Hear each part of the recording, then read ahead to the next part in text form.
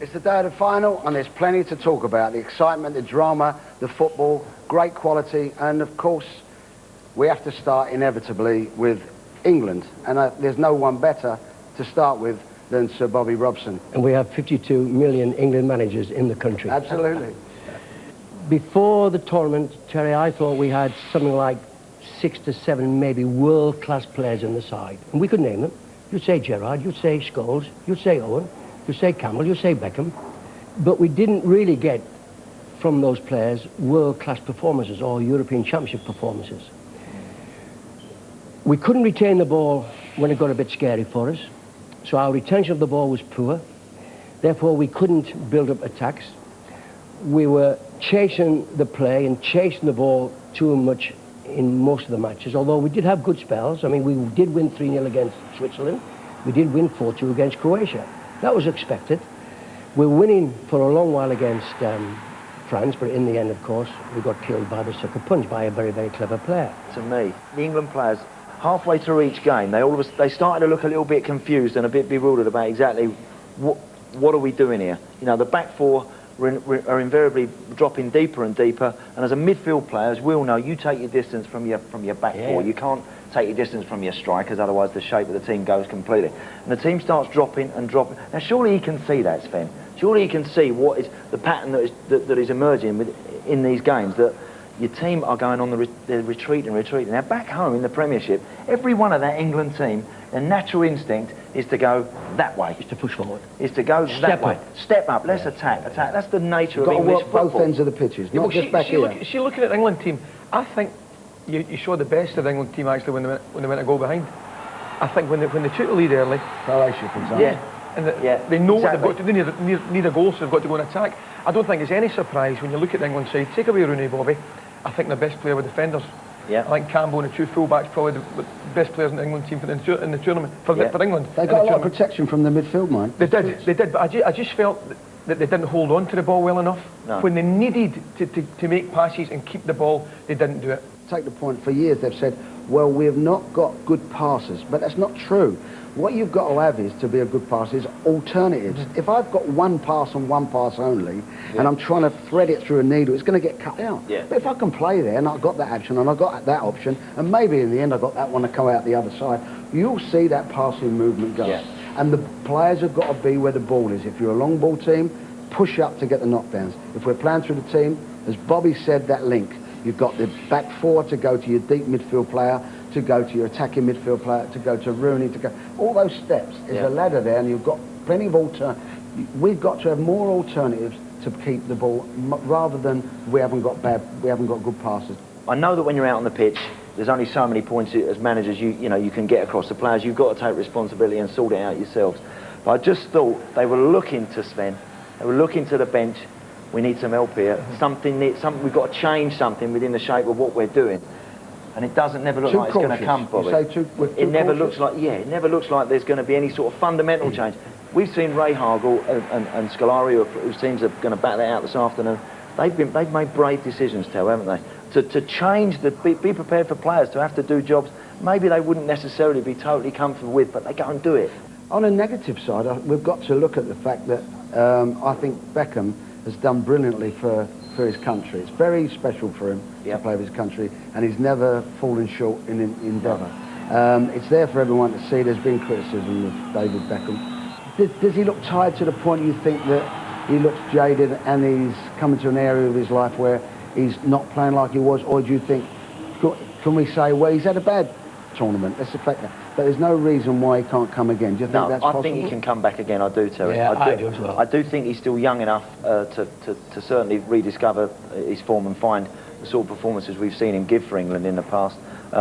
He was very, very disappointed. I, to be honest with you, was surprised that it's a difficult one with your captain. You two would know better. You wouldn't have wanted to lose Tony Adams, and you wouldn't want to lose Brian Robson, Bobby, either. But if they're underperforming, if they're not doing it, and let's be honest, David was a shadow of his proper self as the player that we all really know. Surely, does he not come out the side? Who would you play? Who would you replace him? Firstly, before he plays, which is, you've said you'd have took him off. Would you took him off in...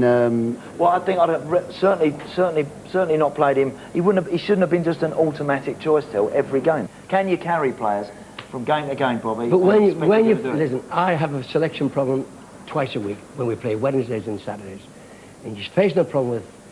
He knows he's not, Swen. This is Swen. He knows David's not playing as well. He has to ask himself, do I leave him out? And you think, no, I can't leave him out because the next match he'll do it. And it's a little bit of a low for us, but as Andy's saying, he thinks, and I think we all think with rest, etc., Beckham can come again. Yeah, no. Now, on the upside, what about Rooney, Ali? Oh, different class. I tell you, the two things for involving Wayne Rooney for me, Terry, for 18 years, I just cannot believe the lad's 18. The two things I've been really, really impressed with. Watch him in the Premiership. I think sometimes his aggression gets the better of him, and I don't think it's channeled in the right direction. You're concerned about that? Yeah, but having said that, in this tournament, I thought his aggression was, in terms of controlled aggression, he'd channeled his aggression, and I thought it was superb, first and foremost. Secondly, the way he took his second goal. Disappointed, but I always think, right at the heart of it, whatever we feel, we're looking back and it's easy. But I really believe the group as a whole and the players, they'll know and they'll say, we missed a great opportunity to get into the final and maybe winning it. I think he did choose, in fairness to Sven, I think he chose the right players. Yeah. Now, I think then the problem maybe arose then. And so, therefore, it's up to him to go from there and maybe learn a little bit from the World Cup last time out, learn from this, and go from there. And where do we go? 2006? I think it's not doom and gloom, and I think Sven's got a whole host of players to choose from, the bulk of which played in this particular tournament, who I think will be young enough and still can be even better. Okay, and that's England. And now for the other big guns, the big guns that disappointed. Italy, Spain, France and Germany. Now they really were poor, not just disappointed, and I think we were all felt let down that these teams, these great teams, weren't the quarter-finalists. But that's the way it goes. Italy to start with, what do you feel about them, Ed? Well, I saw them a couple of times, Terry. So many great players, I couldn't believe how poorly they played. I think it was the big names, again, let them down. They didn't have a goal scorer. We were expecting great things from Vieri. We didn't get it. Against Sweden, when they took the lead, he had 2 or 3, now by his standards, great chances to score. Didn't hit the target with any of them. Del Piero, disappointment. Totti was a bit of a disgrace in his behaviour, and I just think overall they were again a big disappointment. And Spain, Bobby, what do you feel about Spain? Because you tipped Spain in the beginning, really confident, weren't you? I was, yeah. Well, you and I worked in Spain. We know the style of the Spanish football and the quality of the player that they can produce there. So they really were my tip as an outside bet, but they were really disappointing, mainly through Raúl and Morientes having poor tournaments. Again. Jaded, looked weary, short of enthusiasm, and you know this, if your 2 strikers aren't playing well, you're not going to score goals. And Andy, Germany?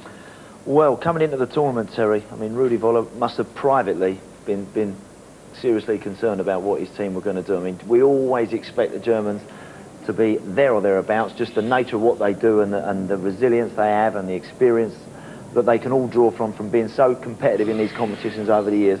But quite honestly, when you actually look at the set of players that they come into the competition with, then it's one of the weakest you've seen wearing a German shirt for some time. You know, we were analysing the England team earlier and about the disappointments there. Let me tell you, in comparison, you know... I mean, we're in good start. Absolutely. And of course brings us to the nearly everybody's favourites, which is France.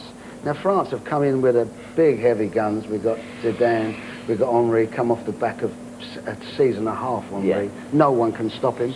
But he couldn't get going. None of the big stars could get going. The defence looked weak again all around it. People coming to the wrong end of their age abilities. And you say, well, the last World Cup, they were so poor, it couldn't happen again. No. And they started where they left off. Yeah. And they did exactly that. Now, what I want to do now is pick a team of the tournament. And I mean a team that could actually win this tournament in our opinion. Now that's not a showbiz 11, no Hollywood stars, we don't want none of that. We're having Deco at right back and Ballack at left back so they can get them in. We want a specialist, and we're going to have a back 4, and we're going to have a holding midfield player, a specialist, and an attacking midfield player, 2 wide players, Yeah. okay, and 2 strikers up front. up Fairly simple, but we just don't want square pegs in round holes. Right. How would you start off? Who would you go with your But goalkeeper? I think goals is quite tough initially to start. There's not been one keeper, in my opinion, that's really been outstanding. I think there's maybe 3 or 4 very good ones. Yeah. Ricardo, Portuguese keeper's done okay. I think the Czech Republic goalkeeper's been fine. But probably, and the team didn't qualify for latter stages, I would probably still go along with the Italian keeper Buffon. So we've got our goalkeeper, okay. No problem. Bobby, how about right back? In my opinion, you couldn't go and do better than the 2 right backs who actually are in the final. That's Yeah. Seterides and Miguel. Yeah. And it's heads or tails. Miguel is strong, quick, good going forward. His price will go up. It has gone up. I can tell you for that. Yeah. And he's kept Ferreira, Yeah, the Porto player who started the first match, out of the side. yes. I think Miguel for me. England you go for England Miguel. back 4 very good, but Yeah. Miguel at right Miguel. back? Yeah, definitely. Okay. Left back? Ashley Cole for me. Right. I think Ashley. There have always been people that question his defensive ability, which I don't quite agree with, because I think he gives I you think he's improved in the last 18 absolutely months. gives you so much brilliantly. more. I always had a question mark defensively, I thought, and how he would handle Ronaldo. But I tell you what, he didn't half answer all those Yeah. questions. Ashley Cole. Right-sided centre-half? Right-sided centre half for me, I'll go Sol Campbell, Yes. and I don't think there's been a better defender in the competition. Probably one is the other guy I'm going to pick, who I'll go for, is Carvalho alongside Yeah, him. would you agree with that? no, I would go certainly Sol Campbell, and I would pick Machena. I loved Machena in the first 2 games. I thought he was Right. a rock. We're now into the midfield. We're going to have 4 players in the midfield, and we'll start off with a holding player in the midfield. Who are you going to kick it off with, Bob? Quite difficult. He's not so much a holding player, but for me, one of the best midfield players in the tournament has been Manic. Because I think he does everything. I think he gets forward, I think he defends, I think he screens, I think he wins it, I think he passes it, and I think he scores goals. I would find it very difficult not to put him in my side. But I Yeah. think it's got the vote. Yeah, It's not exactly what we were after, but No. 'cause I'd go with Christina as well. In fact, I'd go with Christina and Manish. But, Yeah. Anyway, we'll go for a right-sided midfield player. I mean, I think Frank Lampard had a good tournament. He scored his goals, and I think Frank coming into it was a new face on the international scene, if you like. Yes. I thought he handled it all Yeah. very well. Whether he's done quite enough to get into On this the right team, side midfield. yeah. Whether he's done Four. quite right enough, Side of 4. no, not the right You're side talking of that's four. what I'm talking about, a right side of I took 4. Wide, right. Wide right. We've got a right and a left side. There's only two one man centres. you can play out there. Surely. Got to play Ronaldo out there. Shirley? Yeah, Surely absolutely. Ronaldo. If we're going, yeah, Shirley Ronaldo. if we're got to going play him to 4-2, definitely. Yeah. Cristiano Ronaldo on You've the got right-hand to side. allow us that little bit of Job done. showmanship. Christina Ronaldo. Any arguments with that? I wouldn't choose Ronaldo, I would choose Figo. I just think Figo's got the artistry, the cleverness. He likes the position, he gets behind defenders. He murdered Van Bronckhorst against Holland. Got balls across the face to goal. You've got a very important decision. Oh, you Can go I- with Figo or can I Ronaldo? have 6 or 7 in this midfield? No, I think I would personally go for Ronaldo on the right hand side. I think as an outlet, I think he's marvellous, so fit, and he's Okay. made a difference to the Well, Portuguese. sorry, Bob, it's got to be Ronaldo. Maybe you can put him on the left side. Who do you want on the left Well, side? I'll go Nedved, because that's where he plays. Yeah. I'll go Figo Nedved, but that's just me. But I don't think I wouldn't leave have a Nedved. Nedved. We'll have Nedved. Nedved. And after getting injured, he was so unhappy. I felt he's got to win something. Done. Okay, job done. Up I front, understand this can't be too difficult. No. Is Rooney going to get in? Yes, he is all day long in my book. Rooney? definitely. Oh, Rooney will get in. Definitely. Okay, who gets in with Rooney? Well, Barros has played Has to, doesn't he? Got to as be. good as anybody in the tournament. He's played better for his country than he has in actual fact with Liverpool, with 5 due goals. respect. Top goal scorer? Missed a chance No one's gonna in the change- last match, change you know, to put his country into the final, but overall his performances have been superb. And finally, the final. Who's going to win the final, Ali? Well, Terry, I mean, after Greece upsetting the apple cart, if you like, in the opening game of the tournament, I've got to say Portugal. I think, in terms of flair, I think we all as neutrals really do want to see Portugal win it. I think it's been tremendous hosts. I think the Greek coach, Rehagel, has been superb. I think tactically he's been spot on. You know, to knock beat the hosts opening game, knock the holders out, has just been beyond their wildest dreams. But, and it is a big but, I just think on the day the Portuguese will have too much for them. So I'm tipping Portugal. Bobby? Portugal. Artistry against organisation, and I hope on the day the artistry wins. Andy? Well, I think that the Greeks have been a revelation in this competition.